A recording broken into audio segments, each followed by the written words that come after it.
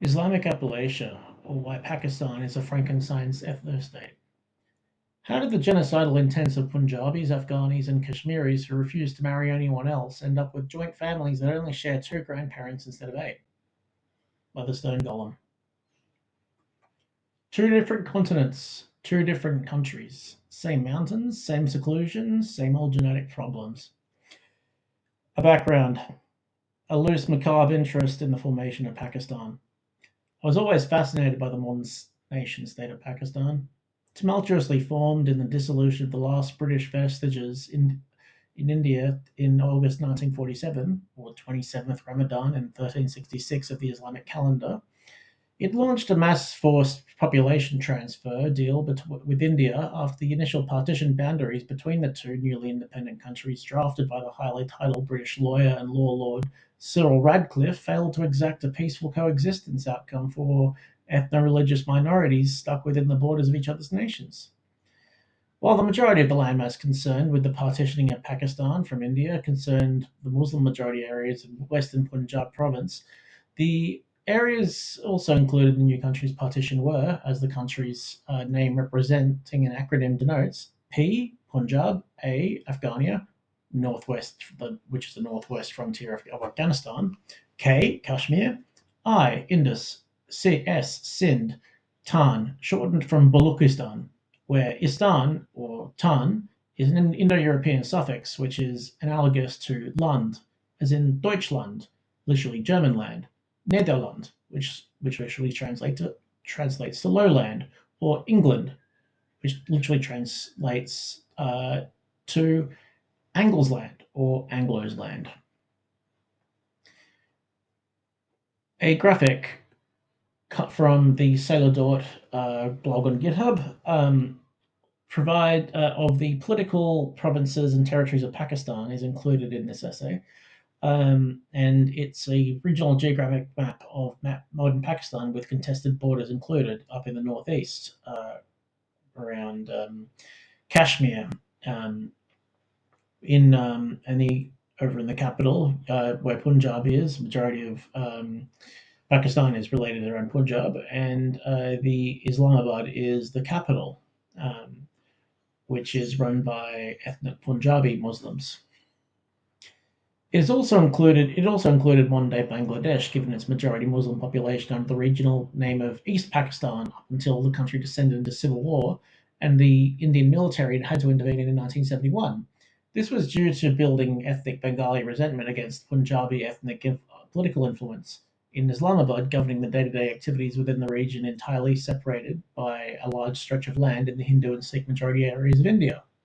If one looks at a map provided in the next figure, which is sourced from Eric Strahorn for Ohio State University, the regional conflict map of mainland South Asia and showing East and West Pakistan shows the historic borders that changed over the years in those countries. East Pakistan, when it later became Bangladesh, is all the way just southwest of Burma, where a lot of those Rohingyas now live, and south of Bhutan, which is over near the Bay of Bengal. West Pakistan, on the other hand, is on the west, like literally smack bang on the west side of India, on the Horn of India where it dangles off, and is on the front with the Arabian Sea and Afghanistan. So two completely like disparately separated territories, but they're only grouped together originally by Cyril Radcliffe because they're both Muslim, and Indians didn't really want to hang out with Muslims. So that was pretty much it. And there was also Hyderabad, but that was annexed by India.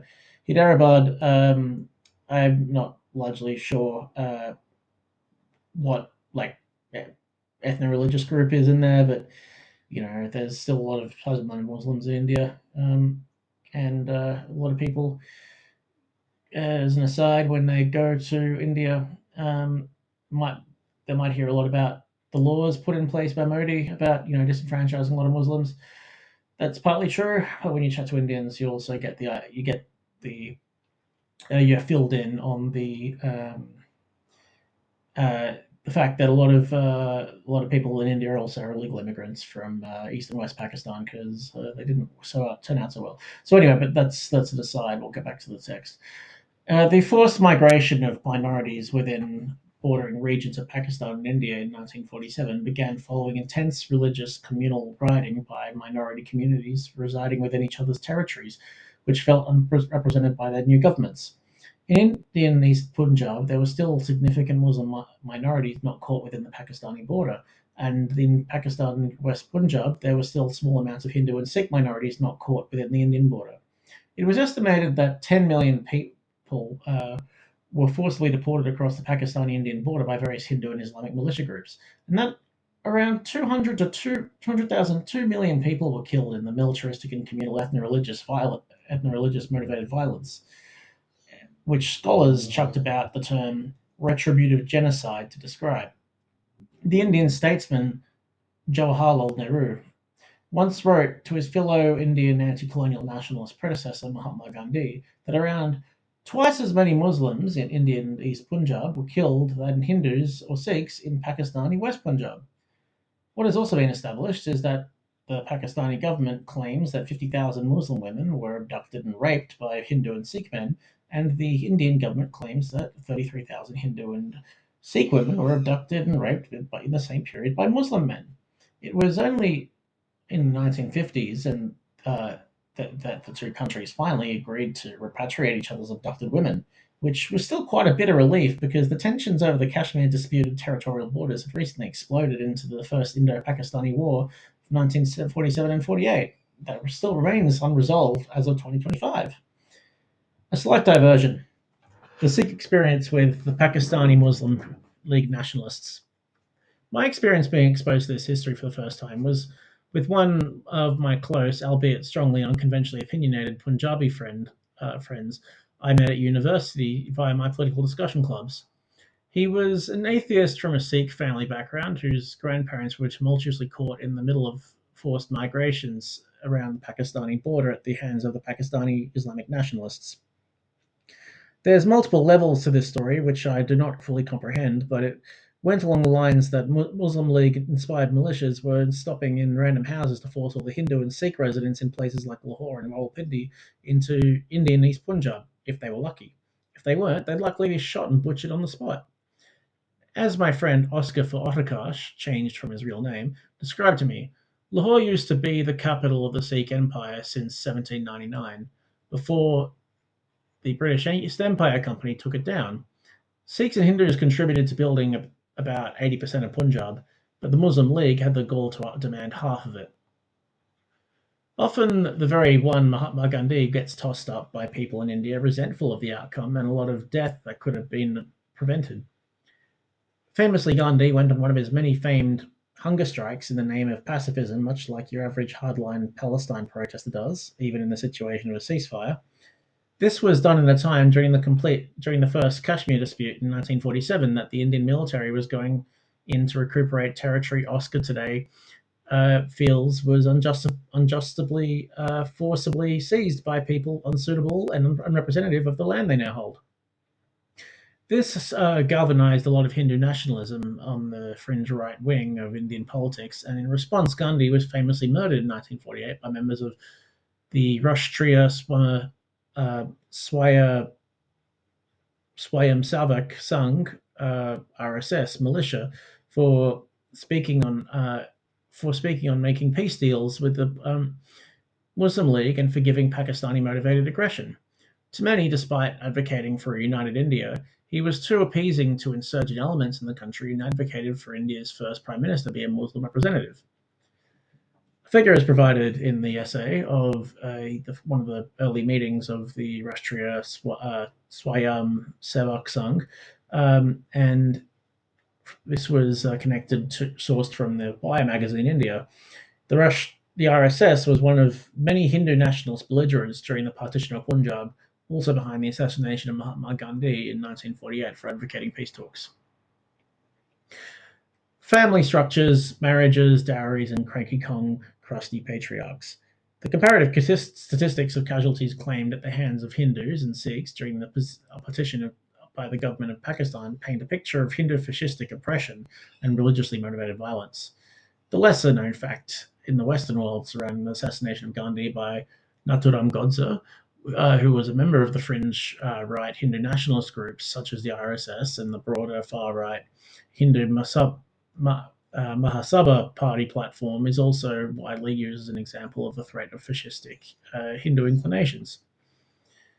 A figure is provided in this subsection of the essay with the Hindu nationalist Hindutva party movement known as the Hindu Mahasabha party, which was the broader platform of the RSS. On it is a triangular shaped orange banner with a sword at the bottom, a star with a daisy chain of flowers coming off, and in the middle is a swastika.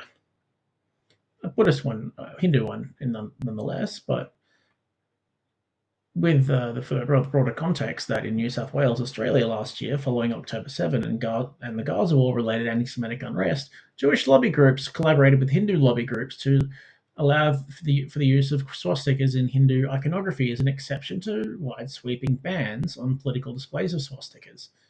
Only this time I don't think the New South Wales Board of Jewish Deputies involved in assisting with this legislation drafting might have been aware of the Hindu nationalist far right.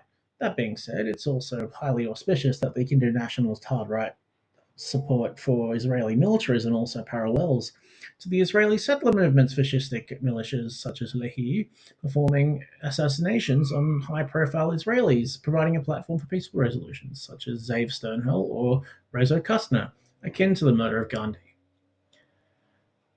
The threat of the Hindu extreme right is widely praised as a major flashpoint contributor to unrest in South Asia, and thus is mentioned for due diligence and honesty.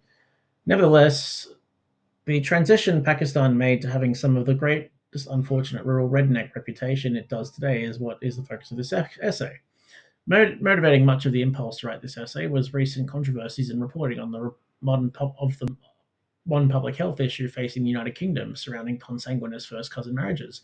Late last month, an official branch of the British NHS in genomic medicine published a blog post which was professing the quote-unquote social benefits of first cousin marriage under the implication that there was some good justifiable reason the Pakistani community members in the UK engaged in the practice and it was somehow quote-unquote evidence-based practice, not worth widespread public concern.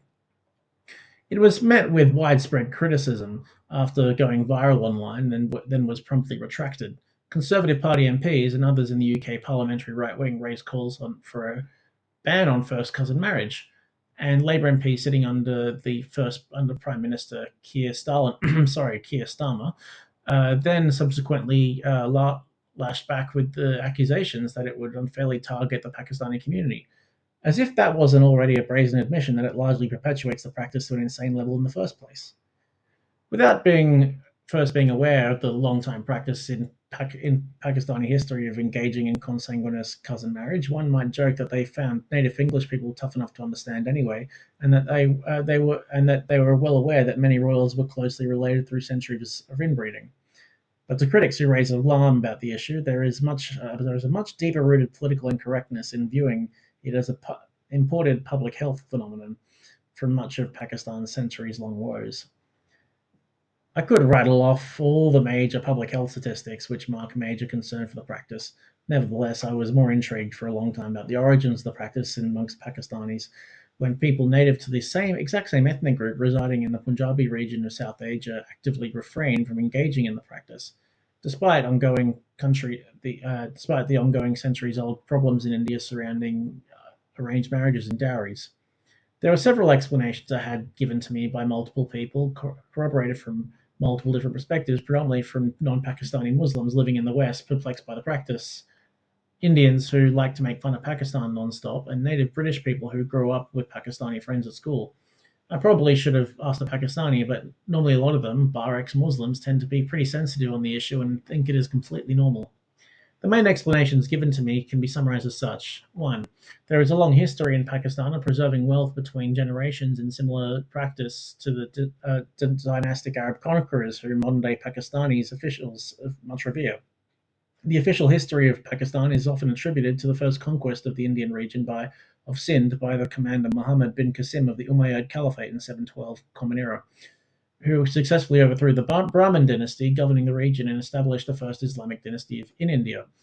When the country was first establishing its roots to fight for a sovereign independent state, Muhammad Ali Jinnah, who was one of the key leaders of the original Muslim League, also not an Arab and an ethnic Punjabi, stated, "The Pakistani movement started when the first Muslim, which was Muhammad bin Qasim, put his foot on the soil of Sindh, the gateway of Islam in India," or otherwise known as Babul Islam, which means the gateway to India in Urdu. Given the conventional Hindu Indian pressure to donate large sums of money, family wealth, in bequeathments and dowries upon marriage and death, it could consequently be seen that cousin marriage has its origins as a rebellious strategy to preserve wealth from prying families and in-laws seeking to siphon accumulated assets.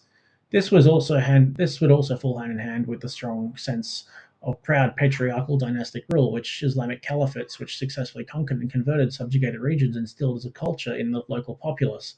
Many Pakistanis today feel as though the conquering Umayyad Arabs overthrew an oppressive set of pagan norms which held them back, similar to the way Pacific Islanders such as Tongans are heavily Christian since before the word of God arrived via missionaries to them. They were perpetually launching cannibal warfare against one another.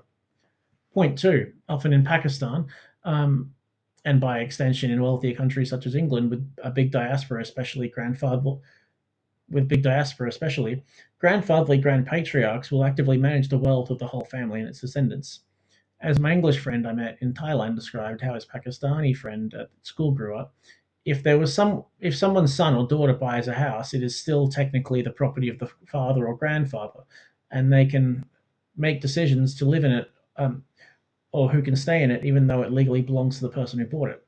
Often, then, as I understand it, if the son or daughter who originally bought the house chooses to do what they want with it, then there is often a threat from the grand patriarch of the family to explicitly exclude them from other common pot resources of shared extended family wealth, which have been accumulated over generations, effectively disowning them until they come back to the fold underneath the grand patriarch's thumb.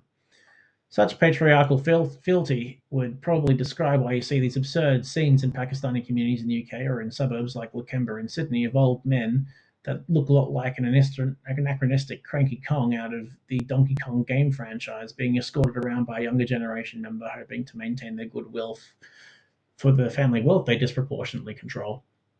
Figure A, provided in the essay in this point, is your typical grand patriarch in a Pakistani household sitting happily in control of most of the family. When not happy to be in power and his locus of control, he appears almost constantly cranky and dissatisfied in public. Figure B is a picture of Cranky Kong from Donkey Kong, or to the trained eye, it's basically just figure A in much higher definition. Point 3. As the popular documentary When Cousins Marry from 2010 displayed in a couple pieces of accumulated wisdom interviewing religious leaders, average parents, and second generation young adults, it's just a matter of what can be effectively summed up as, sometimes it's just easier knowing everyone in it. You know, there isn't much evidence we know of Islamically that the cousin marriage causes health defects. My brother Mahaj had 4 kids with our auntie's daughter, and only one turned out intellectually disabled if you exclude the other 2 who have certain hearing issues which are typical of the broader community anyway. The documentary was a Channel 4 Dispatch's investigative journalism episode into Pakistani incest, disability, and consanguinity cases overwhelming the hospital systems in cities with high community populations such as Bradford and Birmingham. In Bradford alone, at the time of filming of the documentary, they found about 60% of Pakistani heritage couples were led by blood, and that 37% were first cousin marriages. It was also found that the Pakistani heritage couples within the Bradford studied population had an absolute congenital anomaly risk, which is basically just medical fancy for major genetic health issues and defects from birth, of up to 6%, compared to the UK general population, which is concerning in parts of it, as enough as it is, at 3%. All American parallels at the mountains of the self-secluded. The comparison drawn to the complex nature of the social issues and genetically inherited disabilities faced by poor poorer rural white Americans living in self-isolation within the American Appalachian Mountains ranges to Pakistan was inspired on a number of fronts. Both residents within Pakistan's mountains and the Appalachians tend to prefer the company of their own kin, much to the extreme extent of keeping lineage well within the family. They tend to also lead quite complexly affected, judged, and ridiculed lives from the outside. Nevertheless, the crucial difference is that the Appalachian hillbillies get a lot more of society's social stigma for their racial isolationism, brash attitudes towards outside people. They were never. They also never achieved their own sovereign state, and are often in the other convenient example of a branch of white settler society, which had never materially or socially advanced despite the abundance around. They get to be called deplorable, backward, and racist, but they were never ever able to ever fly under the radar with the general public sentiments, nor possess any capability of organizing genocidal militias to secure a separate self-governing ethno-religious state with a bizarrely acquired nuclear stockpile like Pakistan. A figure is provided, which is an extract from a YouTube search result, and it's a playlist on YouTube called Appalachia, which is all the videos by Soft White Underbelly. The photographer and interviewer Mark Laida, who runs Soft White Underbelly, often gets pulled up for the lengths he will go for getting close to fringe figures. But many, myself included, take a lot away from his videos, predominantly a mix of rawness, insight, and fascination. But to some extent, it's the same morbid fascination with the macabre and unfortunate. This Appalachia video series mostly focuses on his famous interviews with this one family called the Whitakers, who are a family of literal inbreds who largely have various intellectual, speech related, hearing, and sight related disabilities. But they still perpetually find a way to keep existing. So that's good on them. Another video link is provided to a summer vacation the Whitakers had in 2023, done by Mark Laida. Another figure is also provided of two Pakistani people with inbreeding-related disabilities. One within a picture on the left, there's a woman who has a very warped-looking face that looks like an AI generated it, but it is very, very seriously related to some disabilities. And on the right, there's a man with a similarly shaped face, and I've seen in Google search results related to the same image, I saw overlaid text saying, "Oh, it would look like they had rat faces." Now, I wasn't going to include anything related to that, but if for people who can't visualize the image right now, that's what other people said and not me. If the same flavor of voyeuristic fascination with the extreme products of the sad, macabre practices of the rural and isolated were to switch continents, it pretty much the Whitakers and these Pakistani people from whose disabilities resulted from inbreeding would look like that. And that image is sourced from Packworld View Current Affairs blog, a Pakistani verified source. It is possible to look at images like these and keep on with our sick laughter at what seems like the utterly obvious and preventable. We can wonder what possesses people to perpetuate a life with such high vigor and distrust of willing to involve themselves living near outsiders. At the same time, we can also see the human condition at its most extreme. We can see the drive many racial and religious exceptionalists and separatists have had to have a land of one's own, free from others' competing interests and prying eyes. They drive to hold a dynasty, however small and remote, and keep one's kin close. All to perpetuate high away for no one to see for many years, until they get discovered and the husk is left. A few footnotes. Remember, to point one, remember that to the point of the year of the Islamic calendar, remember that in other religions, the official calendar year shifts by the birth date of the corresponding major prophet. So in Islam, It is 622 years behind most conventional calendars, and in Buddhism, it is 543 years ahead. So in 2025, the year in the Islamic world is officially only 1447, and in the Buddhist world, they live in the flying car year of 2568. Point two, going back to the some of the pick the notes I had on the history of Pakistan. Half of that section was rubbed off the Wikipedia article for the history of Pakistan, but I was integrating it with the stuff I previously learnt talking to a lot of people from Indian and South Asian background, accompanied by my own reading. Point three, footnote, was regarding Keir Stalin. A popular meme page on Instagram called It's Sitters makes these really hilarious populist right-wing skewed old school RuneScape style memes about current British news events, and he coined calling Keir Starmer Keir Stalin. For the life of me, I can't get it out of my head.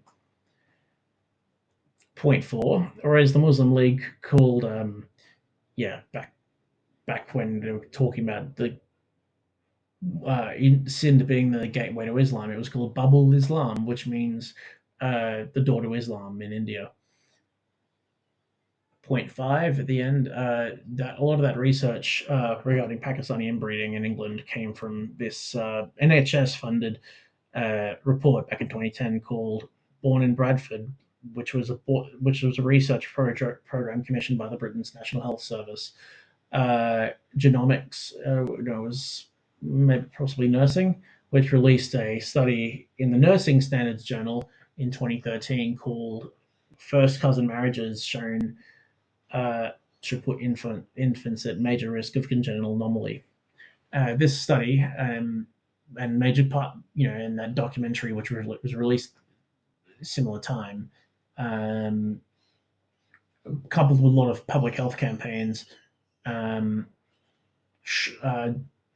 should be acknowledged to have worked and been effective in bringing down the rate of Pakistani blood relations in marriage from 60%, being, the community population being 60% related to each other, to 40%. So now only 40% of Pakistanis in the last 10 years.